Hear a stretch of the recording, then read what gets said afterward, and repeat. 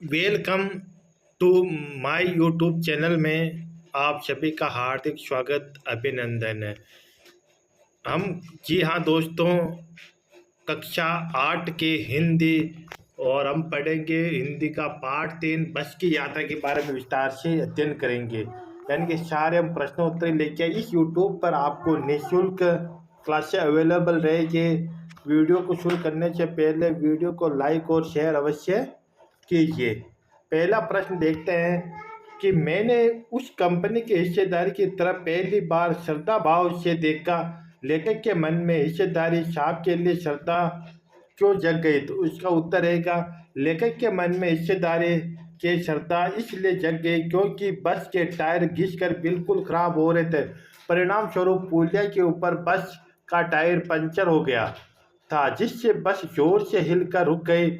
अगर बस तेज गति से चल रही होती तो अवश्य ही उछलकर नाले में गिर जाते। इससे अन्य यात्रियों के साथ साथ उसकी जान को भी खतरा था। वह जान को जोखिम में डालकर यात्रा कर रहा था। जैसे उत्सर्ग की भावना उसके अंदर थी, वैसे अन्यत्र दुर्लभ थी। उसकी साहस और बलिदान की भावना के हिसाब से उसे क्रांतिकारी आंदोलन का नेता होना चाहिए था। प्रश्न नंबर 2, लोगों ने सलाह दी कि समझदार आदमी इस शाम वाली बस से सफ़र नहीं करते। लोगों ने ये सलाह क्यों क्यों दी?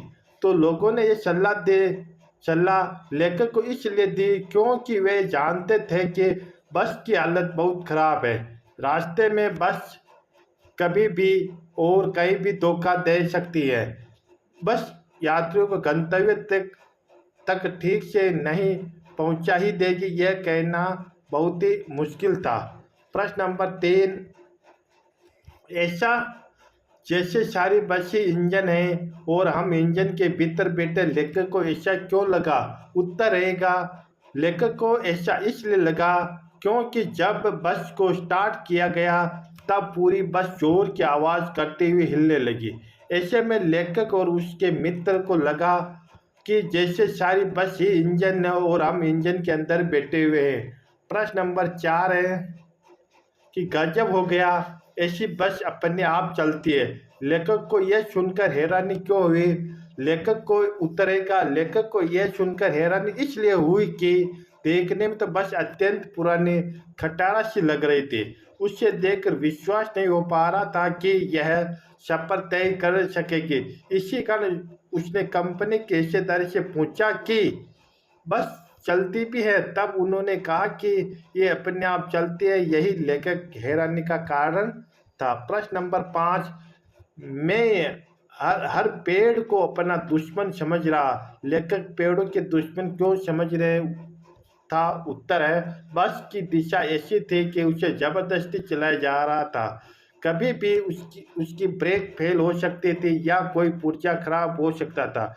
इस भयभीत मनस्थिति में जो भी पेड़ आता उसे देखकर लेखक को डर लगता था उसकी उसकी बस उससे टकरा जाएगी। इसलिए लेखक पेड़ों को अपना दुश्मन मान। अब पाठ के आगे से हम पढ़ेंगे। अब पाठ के आगे से प्रश्न नंबर 1, सविनय अवज्ञा आंदोलन किसके नेतृत्व में, किस उद्देश्य से तथा कब हुआ? इतिहास की पुष्टि पुस्तक के आधार पर लिखिए। तो उत्तर रहेगा, सविनय अवज्ञा आंदोलन महात्मा गांधी के नेतृत्व मार्च 1923 अंग्रेजों के खिलाफ हुआ था।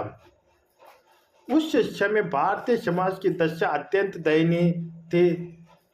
गरीब जन केवल नमक के साथ रोटी खाकर अपना पेट भर लेते थे। ऐसे में अंग्रेज शासन ने नमक पर भी टैक्स लगा दिया।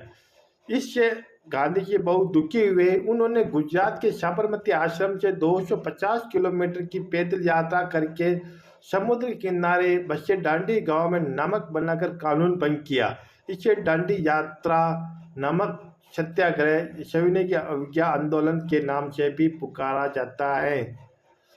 प्रश्न नंबर 2 कि सविनय अवज्ञा का उपयोग व्यंग्यकार ने किस रूप में किया?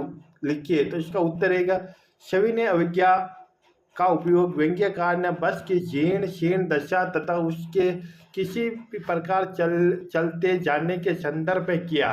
लेकिन जिस बस में बैठकर यात्रा कर रहा था उस बस के चलने पर उसका एक भी भाग नहीं सही नहीं लग रहा था।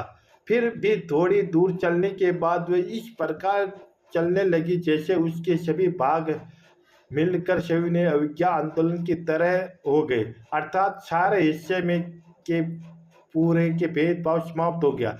जिस प्रकार सविनय अवज्ञा आंदोलन के समय सभी भारतीयों ने आपसी धार्मिक भेदभाव और आपसी मतभेद को भूलकर अंग्रेजों के द्वारा नमक पर टैक्स लगाने के विरोध में गांधी जी जैसे कुशल ड्राइवर का साथ दिया और सभी ने दांडी यात्रा पर समुद्र तट पर नमक बनाकर अंग्रेजों को सबक सिखाया।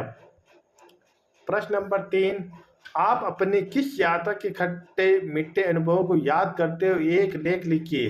तो उत्तर रहेगा, पिछले वर्ष में अपने विद्यालय की ओर से आगरा घूमने गया था। बस में चलती बस से बच्चे और शिक्षक थे, 4 शिक्षक थे। बड़ी खुशी खुशी हमारी बस शाम 5 बजे आगरा के लिए रवाना हुई। जैसे ही बस चली वैसे ही हमने खेल खेलना और नाच गाना शुरू किया। शिक्षक भी बड़े आनंद भाव से हमारा साथ दे रहे थे। बस तेज गति से दौड़ रही थी। उसने लगा कि 1.25 घंटे में दोसा पार कर लिया। सूर्य छिप गया था। हम सबने अपने अपने खाने के डिब्बे खोले और मज़े से अपने मनपसंद भोजन का आनंद लेने लगे। भोजन करने के बाद हमने फिर मौज मस्ती करनी प्रारंभ कर दी। मौज मस्ती करते करते कब हम सबकी पलकें भारी हो गई और महुआ निकल गया। इसका पता नहीं चला कि भरतपुर के पास अचानक हमारी बस के आगे एक पहिए का टायर पंचर हो गया। बस वहीं रुक गई। वह स्थान एक सुनसान जंगल में था। अचानक 2 लुटेरे बस में चढ़ आए। उन्होंने हम सबसे नकदी लूट ली और भाग गए। इससे हम सब डर गए। ड्राइवर यावर बदलता ही रह गया। टायर बदलते ही हम सब सोच में पड़ गए कि अब क्या किया जाए। तभी एक शिक्षक ने प्रधानाचार्य जी को फोन कर घटित घटना की जानकारी उन्हें दी। उन्होंने कहा, बच्चों को उत्साह बनाए रखो और सीधा गोल्डन होटल में जाकर ठहरो। सुबह तक हम स्वयं वहां आ रहे। सुबह होते होते ही उन्होंने वहां पहुंचकर सबके चेहरों को मुस्कुराहट दे दी और हम सब नाश्ता करके ताजमहल देखने खुशी खुशी से गए। ताजमहल देखने के बाद हम सब ने आगरा के बाजारों का भी भ्रमण बस द्वारा किया गया और दोपहर का भोजन कर बस द्वारा घर के लिए रवाना हो गए। ये हमारी आज का जो पाठ था, बस की यात्रा वाला पाठ था। बहुत अच्छा पाठ था। कक्षा 8 की हिंदी थी। तो कैसा लगा वीडियो को लाइक और शेयर अवश्य कीजिए। धन्यवाद।